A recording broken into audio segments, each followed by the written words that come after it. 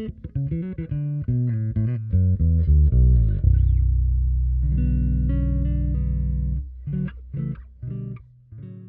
had a number of my own students make the change from 4-string bass over to 6-string bass.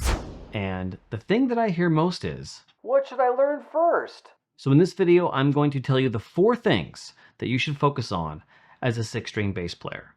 We'll do the grunt work to make sure that you are competent on your instrument, but we'll also do the fun stuff that will get you playing up and down the neck and even get you started playing some cool bass chords. Make sure to visit the link below to get free access to all of my 6-string bass exercises and tablature. And please make your own contribution in the comments section as well. I'd like to know what you struggle with on your instrument and what works for you.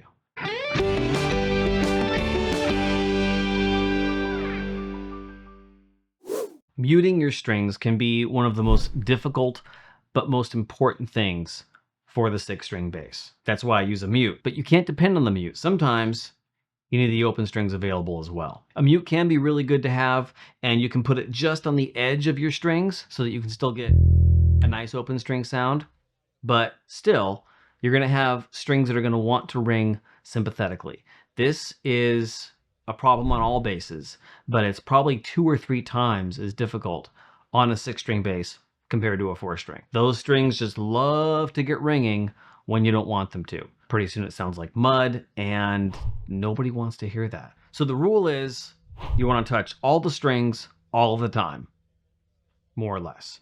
Again, this is true for all basses, but it's a little bit more challenging when you have 6 strings to deal with, and especially when they're so far apart. The left hand is pretty simple, and the technique is basically the same as any other bass. You want to lay your hand flat over the strings whenever possible. Like I said, this is the same good left-hand technique that you'd want to use on any other bass. It's not much harder here. Neck's a little bit thicker. There's a little more to deal with, but we tend to get used to that pretty quickly. The right hand, however, can be much more difficult. There are many different ways to do this. John Patitucci, who we admittedly can't all be, has his fingers 3 and 4 on his low 2 strings, and then he plays with fingers 1 and 2 on his higher strings. I can't do that. I find that incredibly challenging. So what I do is I drop my thumb. When I'm playing on the E string, I'm resting my thumb on the B, and then I drop to the E when I'm playing on the A. This is the exact same right hand technique that I recommend in all of my right hand technique videos. But for the 6-string bass, when I get up to my higher strings, I want to lay my thumb across the E and the B, and that's going to tend to have them ring out much less than they normally would.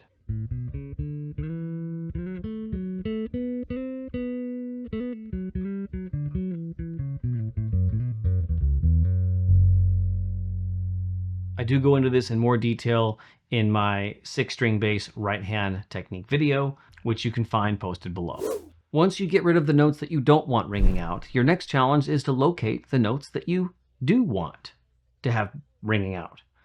Even if you know your notes really well on a 4-string bass, if you know where all your notes are and you can find them when you need them, moving to the 6-string can be surprisingly confusing, as you've probably already found. So I'm going to give you 3 tips to get you grounded and help you find your notes more quickly. If you aren't at the point where you do know your notes really well, and if you're not comfortable figuring out which note is which on the neck, I have a video for you that will take you through finding every note that you ever need to play on your bass. But before you click the link to that video, be sure to like and subscribe while you're here so that this video will appear in your liked videos list. Once you can figure out what all your notes are, the next step is to be able to do it quickly, with lightning speed.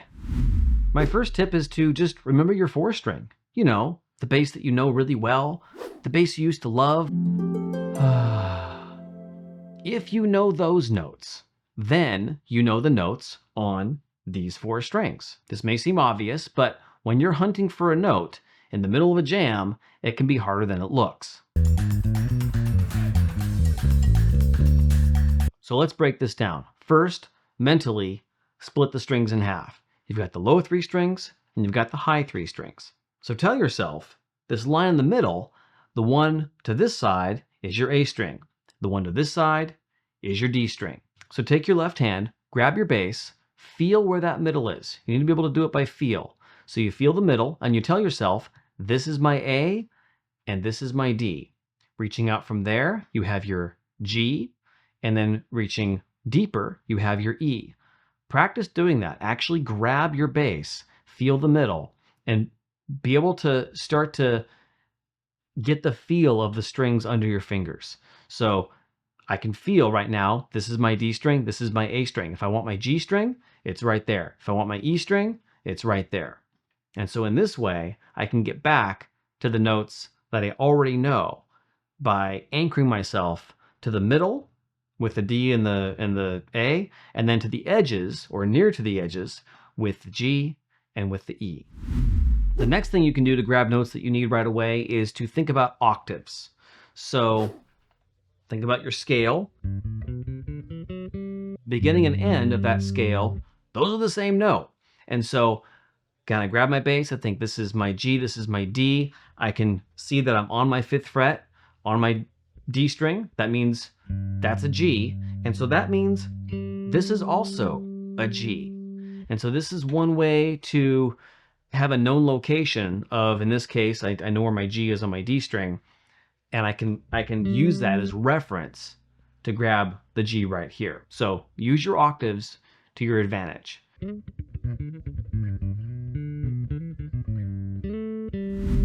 And finally, learn your new notes, right? If you know the 4th string, or if you're using that as a reference, then you've got 2 new strings, right? That's 2 new sets of notes to learn. So learn those. You've got your open C string, right? And just take yourself up and down, D, E, F, G, A, B, C, right? And start to get to know those. Quiz yourself. Make up exercises. Create variations on exercises. And go after this. Be intentional and learn these notes. With this video, I'm also releasing a video where I do a whole video on learning your notes on the 6-string bass, talking about different exercises that we can do, helping you be creative and make up exercises for yourself. So watch for that video and do a deep dive. Get after this and learn where your notes are. Okay, so what did you do when you first learned to walk? Or maybe when you got your first car? You went places that you couldn't have gone before. Well, the same thing is true for your new bass. So the third thing that I recommend that a new 6-string bass player get into is 3-octave scales. Now, depending on where you're at, you might want to start small, learn your scales, learn your modes, that kind of thing, and then learn some 2-octave scales. One of the cool things about the 6-string bass is you can actually play all of your modes and scales 2 octaves in one position. And I've got a video for you on that, and you can check that out. But for now, let's get you into 3 octaves. So if you have the full 24 frets, that means you've got a 4-octave range. That means that any scale that you want to play can be played tip to tail in 3 complete octaves. So let's take C major. We're just going to start with our low C here, and we're going to take this up 3 octaves. We're going to end up at our 12th fret on our high C string, and we're going to do this in 3 different ways. As always, being very intentional and careful about how we think about things so that we're learning the things we want to be learning. First, we're going to go doing all of our travel on the B string. Then we're going to do all of our travel, meaning our position changes, on the C. And then we'll do some sort of variation, of which there are many, many possible good solutions, but we'll just pick one and we'll travel up the middle. So C major, traveling up the B. C, D, position change, E, F, G, change again, A, B, C, D, E, F, G, A, B, C, D, E, F, G, A, B, C.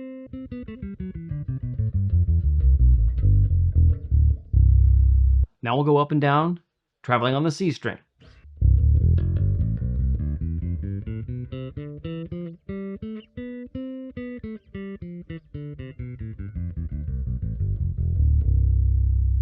Now I'll do a version where I just kind of make position changes wherever I want to.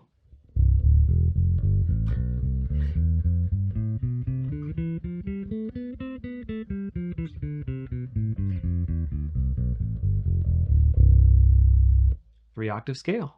As always, do this in a variety of ways. Be creative. Come back and tell me in the comments what it is that you're doing to make this exercise different. Now your homework is to do that for all 12 major scales, and if you know your modes, do it for all your modes, such as D Dorian,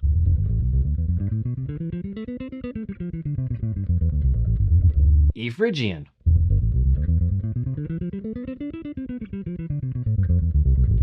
F Lydian,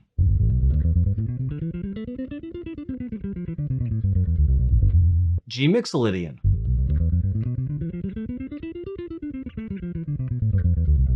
A minor,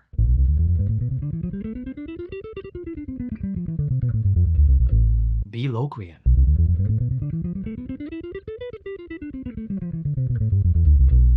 and C major an octave up if you want to.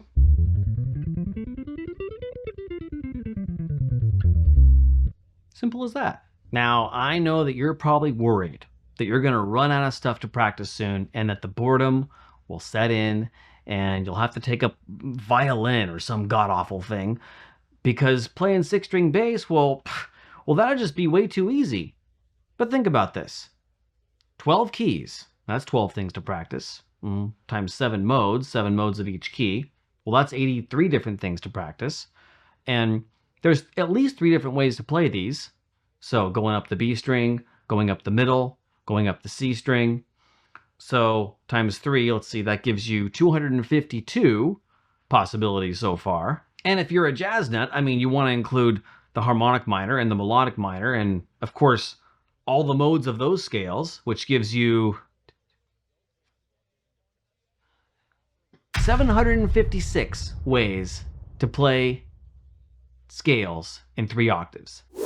But the new frontier of bass playing doesn't stop with scale runs. How about some cool party tricks? How about we show off a little bit? The 4th thing that we're going to work on today is chords.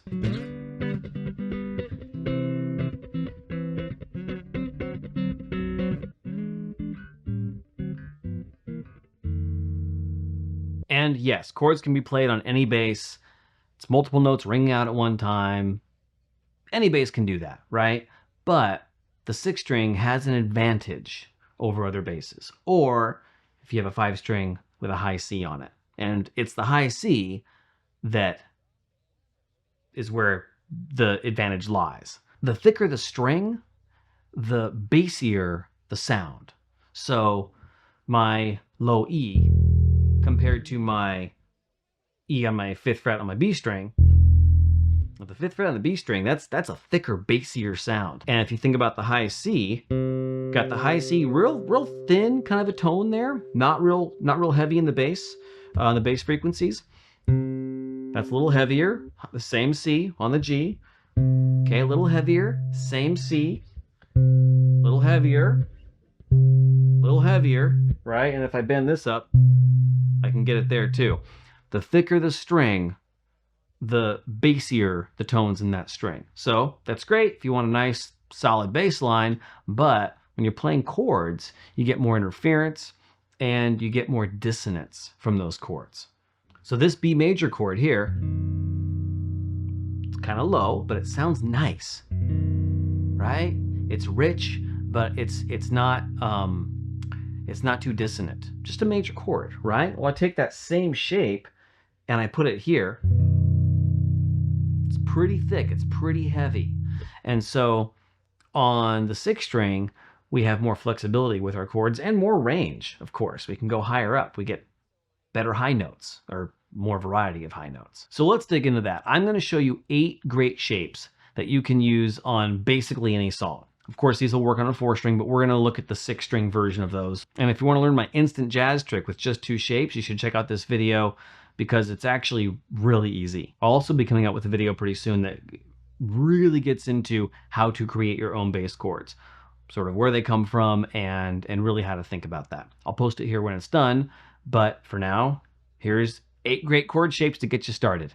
The trick is to see the scale. So if I'm see the scale like a C scale. So I've got a C scale here. 1, 2, 3, 4, 5, 6, 7, 8. Well, my C is made from my 1, 3, 5 of my C scale, and I'm actually going to toss out the 5 for right now because we don't really need it. We'll take the 1 and the 3. There's 1 and 3. I'm also going to take the high C here, so I've got 1, 3, and 8. So here's a C sus4 going to C major 7, C7, F major. This is a major chord with just sort of a different voicing, so a different arrangement of notes, but still major. F minor, F diminished triad, and here's another C with the octave.